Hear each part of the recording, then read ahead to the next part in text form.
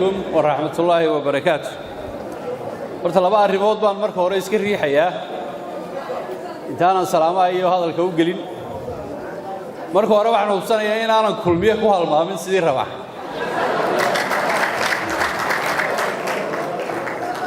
marka labaadna mar hadduu badhan saab ku xigeenkii gobolku halkan ka yidhi gobolkii ragga gobolka raggaanu salaamaynaa u horeeyo Cumar bin Cafuuf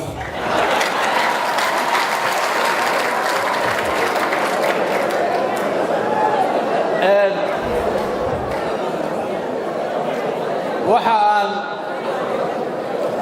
kaloo aan iyana meesha ka saarayaa ereyga la yidhaaho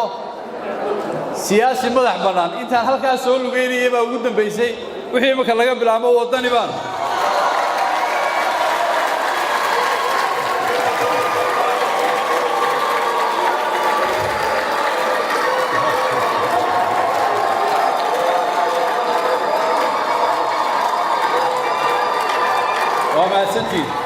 وما سنتين هذه وما سنتين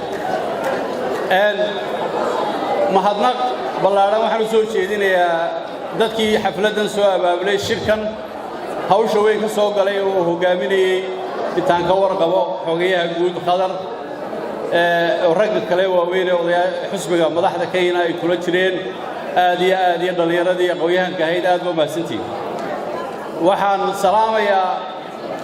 madaxda oo gudoomiye ugu horeeyo xisbiga wadani hogaankiisa xubnaha halka fadhiya golaha dhexe marti sharafta iyo xubno weynaha xisbiga wadani ee meel walba inaga dhigeysanaya waxaan leeyahay mahadsantiin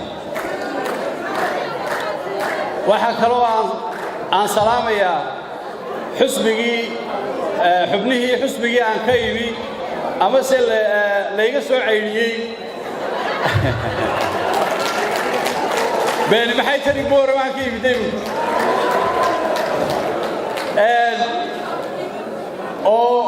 waxa sababta laga soo ceeliyana ay ahayd war wadanka iyo umada hala mideeyo sidaan anagu dareensanahay oo wixii aan oran jiray ahayd dadku mid ha ahaado oo dadka hala mideeyo waxaan leeyahay xubnahayga aanu 14 sanadood isku xusbiga ahay ee aanu halgano badan soo wada maray waxaan leeyahay waan ogahay dareenkiina wax badan baad diidantihiin oo aydan maanta raali ka ahayn waxaan leeyahay iyaga iyo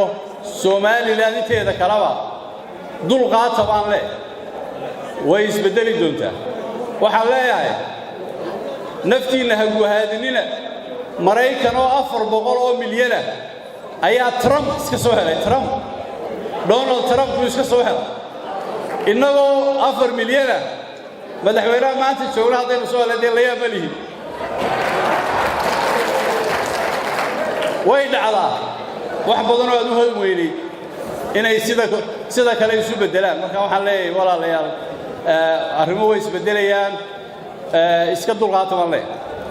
waxaan leeyahay xisbigan waxaan ugu soo biiray waa magaca la yiraaho marka laga tago wadani la yiraahdo rajada shacab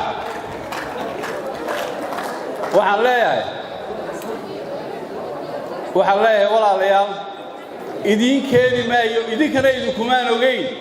anna la iman maayo calool xumo iyo cadho iyo ciidan cid u qabo la iman maayo reer wadanina kuma ogeyn markaa reer wadanina waxaan ku ogahay inaanay u aqoonin dulqaadka doqoniimo aanay u aqoon ku ogeyn waxaan ogahay inay calool xaadhan yihiin waxaan ogahay inaanay markasta u taagnayn hadday calool xumo wax tarayso oo ciil la qaba wax tarayo madaxweynaha maanta jooga u tari lahaa labadii sanadood waxaynu ku jirnay waan garnaqsanaya garlaygu male waan dagaalamaya waan iska celinaya waxaasayna walaalayaal ku jirnay maanta inuu kale idinka filmaayo aan idin ma wado waxaan idin wadaa inaan idin la galo halganka oranaya wadanka waxaynu ku soo celinaynaa xorriyadiisii hadalka waxaynu ku soo celinaynaa xorriyadiisii ganacsiga waxaynu kala dagaalamaynaa cudurrada waxaynu kala dagaalamaynaa aqoon la'aanta waxaynu u raadinaynaa اعترافك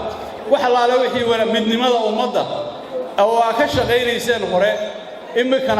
أنا اللي كانوا حبيبي اللي كانوا شقيسان دي ما يمريا waxaan ku soo gabagabeeyaa ummadda Soomaaliland kulligeen xusbi kasta aan ee wadan bay naga dhaxeeya dan bay naga dhaxaysa dhowr wax aan ku kala aan iska dayno inaynu hadallo isku gubno oo aan calool xumo iyo wax kala tareen aan iska ilaalin ayaan isku tilmaamin waxaynaan ahayn aan u dul qaadano aan nabadgelyada oo taaynu ku joogno nabadgelyada oo aataynu ku dhisanahay aynu nimcada meel walba taala ee ilaahayna inuu gargaaray aan ilaashano aan gacmaha isqabsano waxaynu kala riixanaynaa waxa weeye wadankan anaa wax u qabanaya iyo anaa wax u qabanaya kii aynu aragnay waxba u qaban waayay jaaris dabo ma leh waxaanu leenahay iska naso kii wax u qabanaya ee kale kaasina waa wadani saasaynu yeelina wassalaamu calaykum waraxmatullaahi wabarakaatuh